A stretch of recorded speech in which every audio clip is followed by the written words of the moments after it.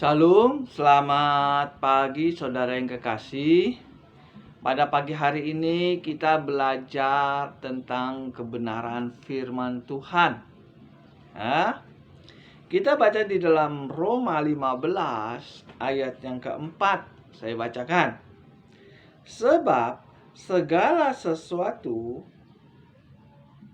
yang ditulis dahulu telah ditulis untuk menjadi pelajaran bagi kita, supaya kita teguh berpegang pada pengharapan oleh ketekunan dan penghiburan dari kitab suci. Saya ulangin lagi bacanya ya biar jelas.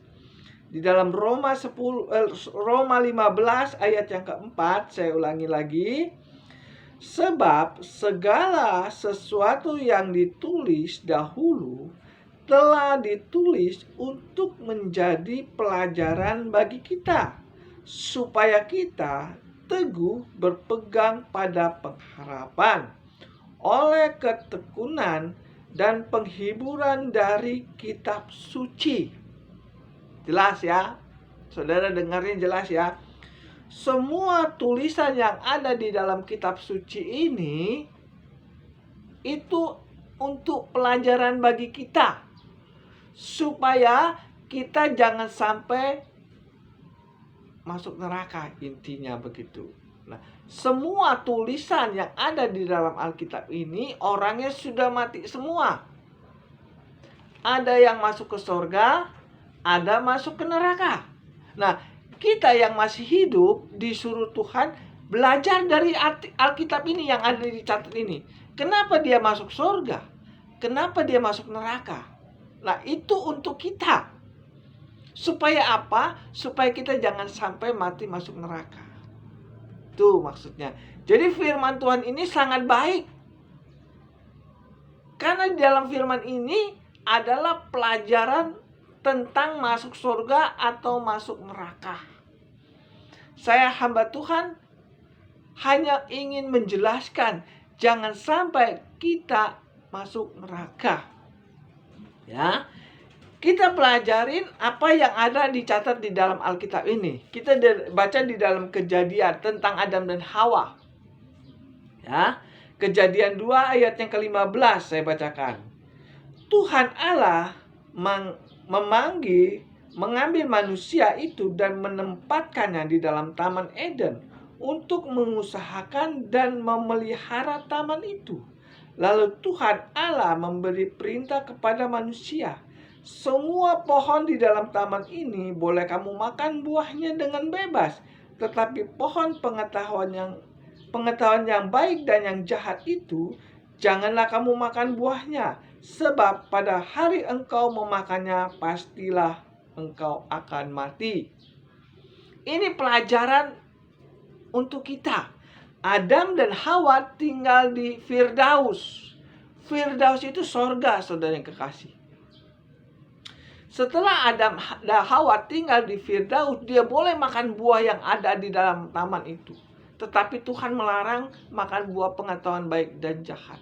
Apabila engkau makan, engkau akan mati. Ini perintah Tuhan kepada Adam dan Hawa. Lalu kalau kita pelajari di firman Tuhan ini, ternyata Adam dan Hawa melawan perintah Tuhan. Ya, dia sudah tahu nggak boleh makan buah pengetahuan baik dan jahat, tetapi dia langgar perintah Tuhan itu. Sehingga apa yang terjadi, saudara kekasih? Kita baca di dalam Kejadian 3 ayat 23. Inilah orang yang melanggar perintah Tuhan atau orang yang melanggar hukum Tuhan. Kejadian 3 ayat yang ke-23. Lalu Tuhan Allah mengusir dia dari Taman Eden supaya ia mengusahakan tanah dari mana ia diambil. Saya ulangi lagi. Lalu Tuhan Allah mengusir dia dari Taman Eden. Adam dan Hawa melanggar perintah Tuhan. Sehingga tadinya dia hidup enak di Firdaus, karena dia melanggar perintah Tuhan atau melanggar hukum Tuhan, dia diusir dari Taman Eden. Ini pelajaran bagi kita.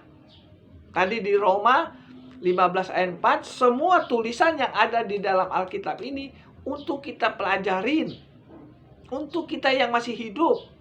Supaya kita mengambil pelajaran dari sini. Jangan sampai kita bodoh. Ya, Adam dan Hawa sebagai contoh orang yang bodoh. Karena apa? Karena dia melawan perintah Tuhan. Sehingga tadi dia enak hidup di Taman Eden, dia diusir dari Taman Eden sama Tuhan. Ya, pelajaran bagi kita yang masih hidup. Ya, jangan sampai kita seperti Adam dan Hawa melanggar perintah Tuhan.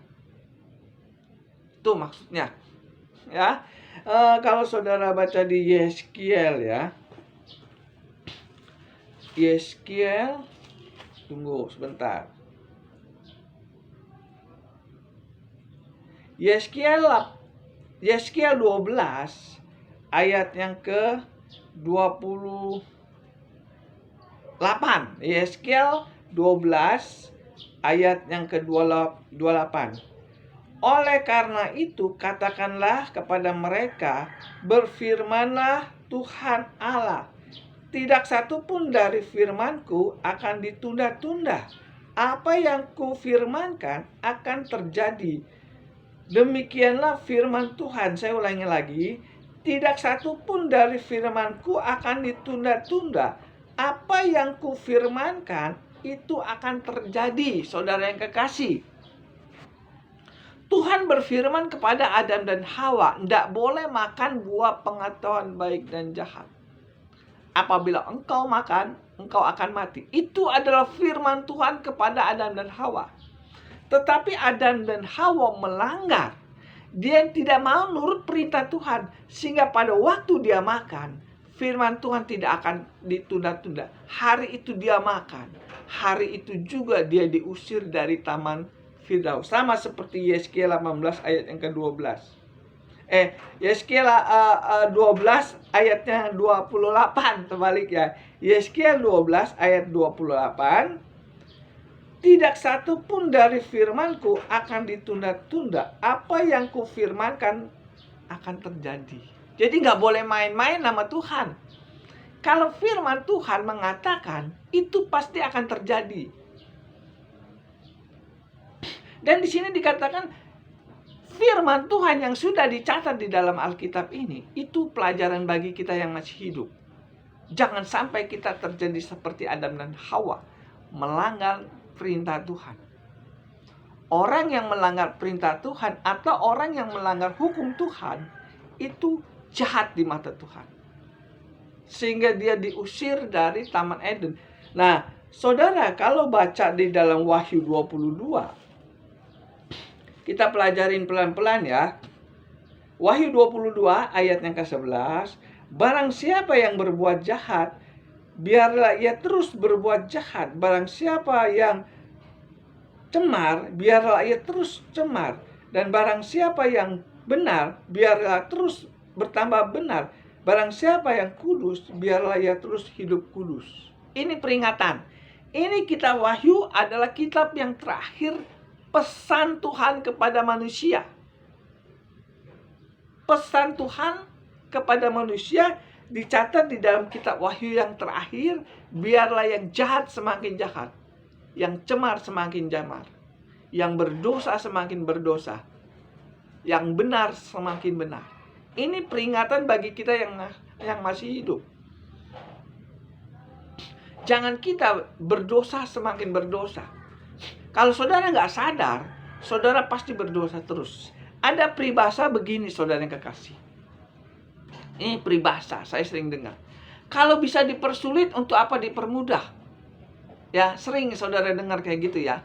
Kalau bisa dipersulit, untuk apa dipermudah? Ini jahat orang seperti ini, saudara yang kekasih. Kalau bisa dipersulit, untuk apa dipermudah? Jahatnya luar biasa ya. Saya sering dengar omongan seperti ini. Ini ada lagi, saudara, yang berbahasanya lebih keras lagi.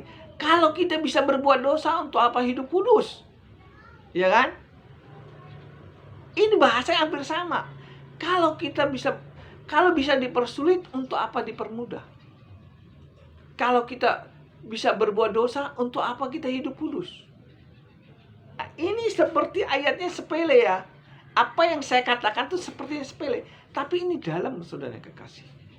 Kalau kita bisa berbuat dosa, untuk apa kita hidup kudus? Ini banyak terjadi kepada manusia. Saudara perhatikan di akhir zaman ini.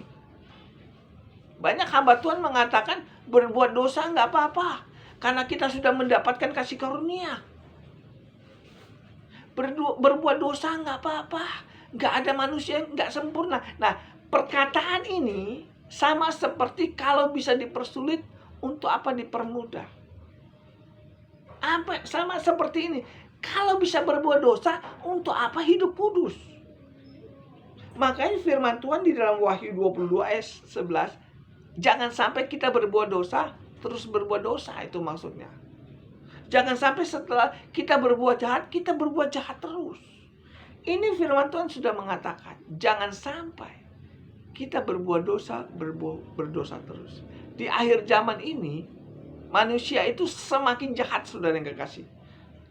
Enggak di dalam gereja, enggak di luar gereja. Saudara perhatikan di luar gereja, nggak usah ditanya lagi. Sudah jangan jahat. Bahkan di dalam gereja pun banyak yang jahat. Ini bahasanya bahasa orang jahat, saudara yang kekasih. Kalau kita bisa berbuat dosa, untuk apa kita hidup kudus? Iya kan? Kan banyak hamba Tuhan mengatakan seperti ini. Gak ada fitnya manusia yang gak berdosa. Semua berdosa, gak ada manusia yang sempurna. Kita berdosa juga kita mendapat kasih karunia. Dengan sadar atau tidak sadar, dia sudah mengajarkan seluruh orang berbuat dosa terus. Makanya firman Tuhan menulis ini, yang berdosa semakin berdosa. Saya hamba Tuhan harus memperingatkan ini. Jangan sampai saudara menerima ajaran seperti ini. Kalau kita bisa berbuat dosa, untuk apa kita hidup kudus? Kita ini kan manusia, gak ada yang sempurna, pasti berdosa. Saudara yang gak kasih, Adam dan Hawa melanggar perintah Tuhan, itu artinya mereka berdosa. Orang yang sudah ada di sorga aja, kalau dia berbuat dosa, melanggar perintah Tuhan, dia keluar dari sorga. Apalagi kita yang belum di sorga, melanggar perintah Tuhan, berbuat dosa, ya nggak mungkin bisa masuk sorga. Matius 7 ayat 22, 23. Nyala engkau dari hadapanku, kalian pembuat kejahatan. Ini berbicara tentang hamba Tuhan yang berbuat jahat. Matius 7 ayat 22, 23. Ini ayat ini sangat dibenci oleh orang Kristen yang berbuat dosa. Ayat ini sangat dibenci oleh hamba-hamba Tuhan yang berbuat dosa. Jangan sampai ayat ini dikhotbahkan. Kalau ayat ini dikhotbahkan, sama saja dia menampar diri sendiri. Saudara, jarang orang mau berkhotbah. Matius 7 ayat 22, 23. Nyala dari hadapanku kalian pembuat Tuhan, pembuat kejahatan. Aku sudah melayani Tuhan. Aku udah menginjil kemana-mana. Ya kan? Tetapi kenapa aku ditolak Tuhan masuk surga? Kata Tuhan, kalian pembuat kejahatan. Jahat saya apa? Katanya ya. Kan? Kamu mengajarkan, kata Tuhan. Berbuat dosa nggak apa-apa. Kita kan manusia yang nggak sempurna. Kita kan sudah mendapat kasih karunia. Jadi berbuat dosa nggak apa-apa karena sudah mendapat kasih karunia. Nah, ini ajarannya bukan dari Tuhan. Dari iblis. Tuhan mengatakan janganlah engkau berbuat dosa, janganlah engkau melanggar perintah Tuhan. Tetapi banyak hamba Tuhan mengatakan berbuat dosa nggak apa-apa karena manusia nggak sempurna. Nah, ajaran-ajaran seperti inilah yang membuat orang Kristen bisa gagal masuk surga. Kenapa saya khotbah seperti ini terus? Karena sudah terlalu banyak hamba Tuhan yang melawan perintah Tuhan. Perintah Tuhan jangan berbuat dosa. Tapi banyak hamba Tuhan mengatakan gak ada fit manusia yang gak berdosa. Semua sudah berdosa. Kalau saudara mengikuti hamba Tuhan seperti ini, firman Tuhan mengatakan orang yang berbuat dosa, orang yang melanggar perintah Tuhan, dia nggak bisa masuk surga.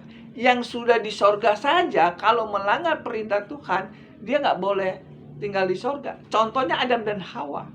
Adam dan Hawa sudah di surga, tetapi dia melanggar perintah Tuhan, dia diusir.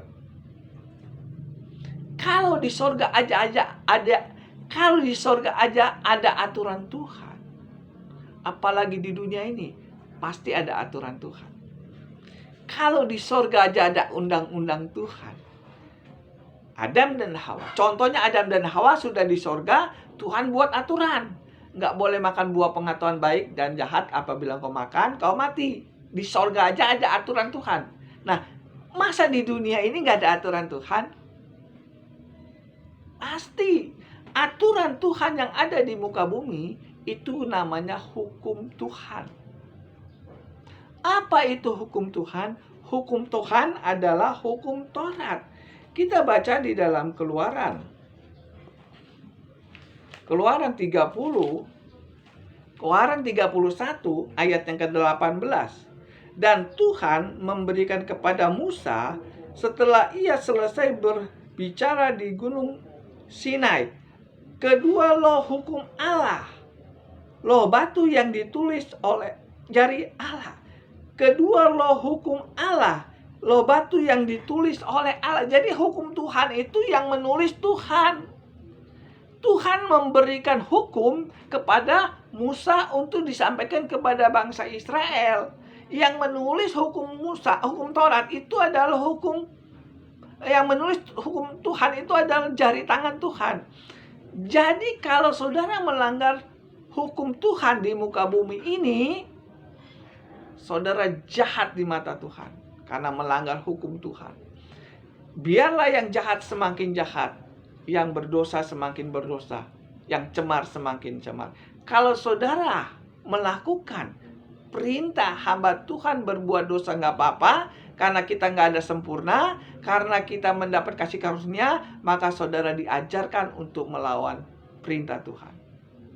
Hamba Tuhan yang tidak mau mengikuti hukum Tuhan di dunia ini, itu di mata Tuhan dia penjahat. Saudara tanya di penjara, kenapa dia masuk penjara? Karena jahat. Kenapa dia jahat? Karena melanggar hukum. Nah, begitupun kita. Kalau kita melanggar hukum Tuhan, di mata Tuhan kita jahat.